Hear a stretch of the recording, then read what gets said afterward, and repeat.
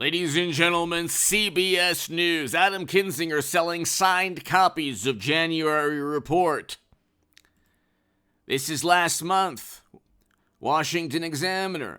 Adam Kinzinger sells signed copies of January report for $100. Okay.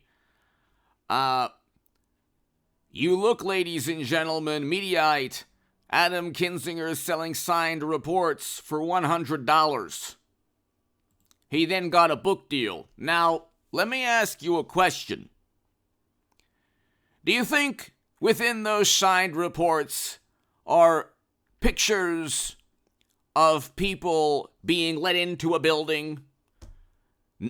Pictures or photos of 9 law enforcement officials standing around one demonstrator in a costume who now is serving 4+ years in prison? Do you think Kinzinger shed a tear for the $1 to $2 billion in property damage that summer? And I condemn January, though it took place, and I support why people peacefully demonstrated that summer. I wholeheartedly support why people demonstrated that summer. I don't support 14,000 arrests, according to Wikipedia. I don't support $1 to $2 billion in property damage and 19 lives lost that summer, according to Wikipedia, or churches being torched and buildings destroyed after the Dobbs decision. I didn't see Cheney or Kinzinger or Democrats condemn what took place after Dobbs. If anything, their rhetoric from day one. You had Democrats saying, get in people's faces, make them feel unwelcomed. You have one Democratic congresswoman literally telling people to do this. Trump never did that. Nothing Trump said can be linked to any chaotic event that day. And here's why. He wasn't indicted in a court of law. It is all opinion. And now suddenly, the viewpoint, opinion, conjecture, innuendo, hyperbole, all of it now is shredded apart. What you heard from Never Trump Republicans selling copies of a signed report as if they were some kind of celebrity, as if they were some kind of, home run champion or whatever, signing a baseball. What you heard was not the entire truth.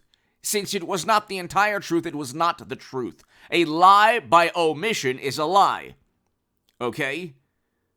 That is a deceptive, it's probably one of the most destructive lies. They go after, this is the thing with Democrats and media, like, oh, George Santos, oh, the Republicans lie.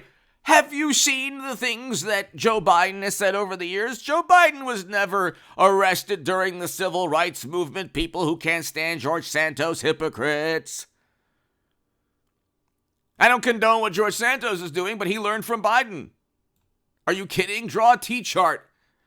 Economy with Trump, foreign policy with Trump, economy, foreign policy now. Objectively, life with Trump was better. Not in 2019, we had record low poverty. Are you kidding me? We had 2% inflation. Now poverty is up, inflation is up, real wages are down, real wages were up with Trump. Go to the St. Louis Fed, you could see household median incomes for every demographic group were up. Adam Kinzinger, by the way, if you do a little bit of research, voted alongside Trump 90+% of the time. According to 538, tracking Congress in the age of Trump, he voted alongside Trump 90% of the time. By the way, in about an hour or so, I'll have a live stream. Be here for the live stream tonight. It will be after the latest Tucker Carlson footage, and almost certainly he's going to show the Ashley Babbitt surveillance video. So, another thing that here's the thing. When an unarmed demonstrator loses her life, suddenly the Associated Press tries to disparage the woman who lost her life. When 3 men with I think most of them had criminal records, are running after a young man in Wisconsin. Those three are championed. The Associated Press and others don't say anything. And people look at the video and they say, oh, it's the person running away. It's his fault. Again, reason and logic don't side with the Democratic Party narrative on most things. Okay? Sure, it's important to protect the environment. Maybe you shouldn't flood the country full of 200 million barrels of strategic petroleum reserves while at the same time flying jets everywhere to talk about the environment. But then again, that's too much to ask.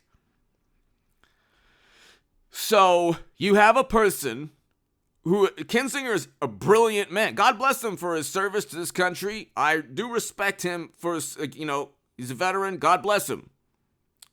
But what he's done is taken part of the truth, tried to disparage, 70 plus million Americans who chose Trump over the catastrophe we have now, who did meet with Hunter's business associates and all of that. And that's another thing. The New York Post was censored. Hit subscribe to this channel, ladies and gentlemen. By the way, if you want to read my writing in The Hill, The Huffington Post, Salon, The Jerusalem Post, The Federalist, and other publications, go to hagoodman.com.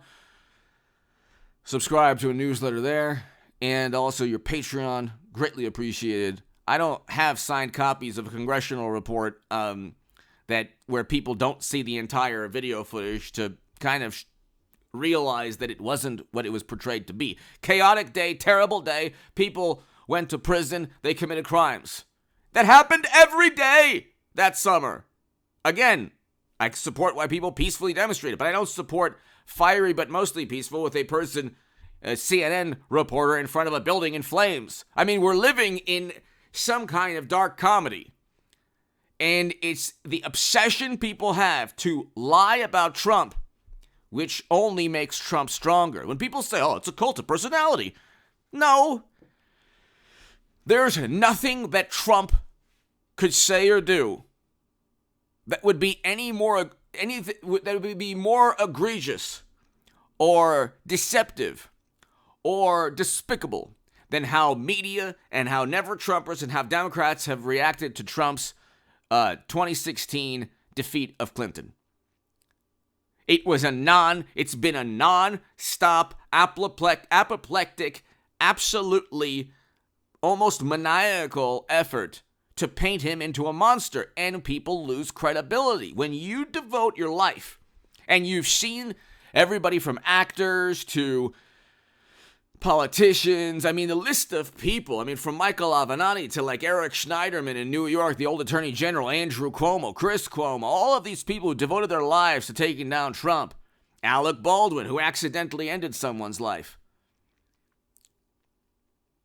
I don't know if that has anything to do directly with his performance of his imitation of Trump, but you have these people. Their character is exposed. What happens when you devote your life to taking down Trump? It's like a curse.